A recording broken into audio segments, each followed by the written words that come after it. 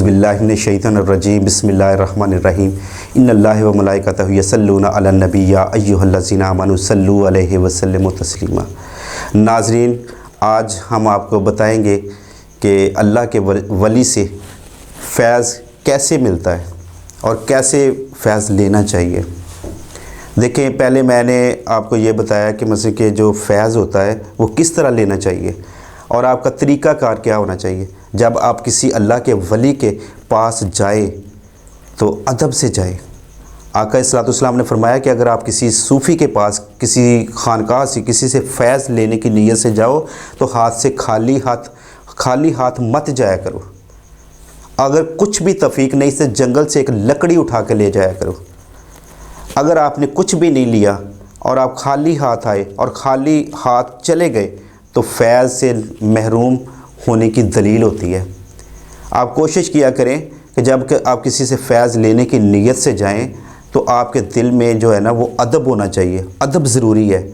بے ادبہ مقصود نہ حاصل تو نہ درگاہ ٹوئی۔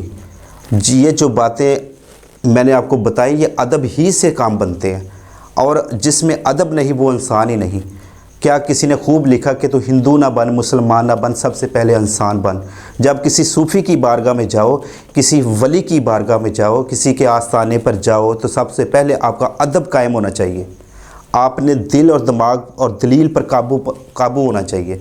یہ نہیں آپ وہاں جا کے سوچے یہ پیر صاحب کا نلکا کیسا ہے، یہ پیر صاحب کا یہ حال کیسا ہے، یہ پیر صاحب نے داڑھی نہیں رکھی ہوئی، پیر صاحب کا یہ کیسا ہے۔ جب آپ نے دلیلیں سوچنی شروع کر دی تو آپ کو فیض نہیں ملے گا۔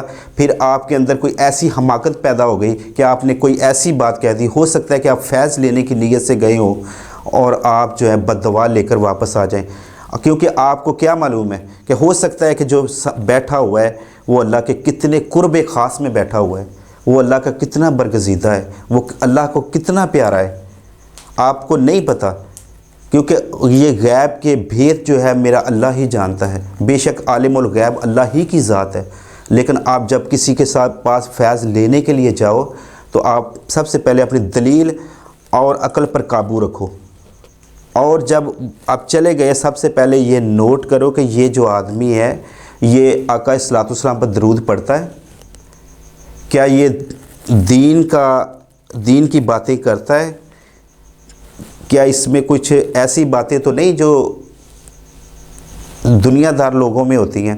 اس طرح کی کئی چیزیں آپ بھی دیکھیں، لیکن بارہا میں آپ کو یہی بتاؤں گا، ہو سکتا ہے کہ اگر وہ دنیا کی باتیں بھی کرتا ہو، کچھ اور بھی کرتا ہو، لیکن اس میں کچھ نہ کچھ بہتری ہو، کیونکہ اس کا مسئلہ جو وہ اپنے رب سے ہے، اس کا معاملہ اپنے رب سے ہوتا ہے۔ ہو سکتا ہے اس میں وہ ہم نہیں جانتے جو وہ جانتے ہیں، اس لیے آپ اپنی دلیل پر قابو رکھیں تو انشاءاللہ جب وہ خوش ہو کے آپ سے ملے گا تو سمجھ لو کہ آپ کا کام ہو جاتا ہے۔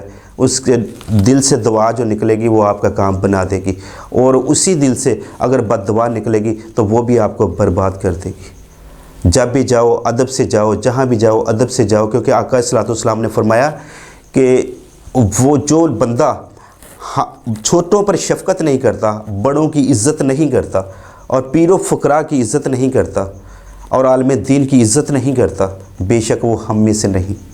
جب آقا صلی اللہ علیہ وسلم نے نفی کر دی تو فیض کیسا، جانے کا کیا فائدہ؟ اس سے بہتر ہے اب آئیں نہیں، جائیں نہ، کیا فائدہ ہے؟ کچھ فائدہ نہیں ہوگا آپ کو۔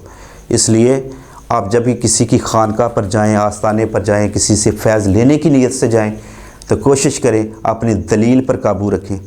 ہو سکتا ہے کہ جو وہ جانتا آپ تو جانتے ہی نہیں ہیں۔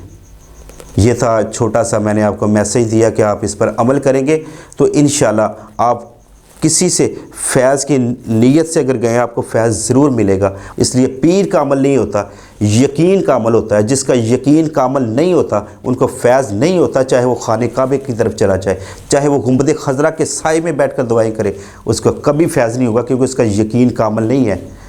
اپنا یقین، اپنا عقیدہ درست رکھیں، انشاءاللہ آپ کو فیض ملے گا۔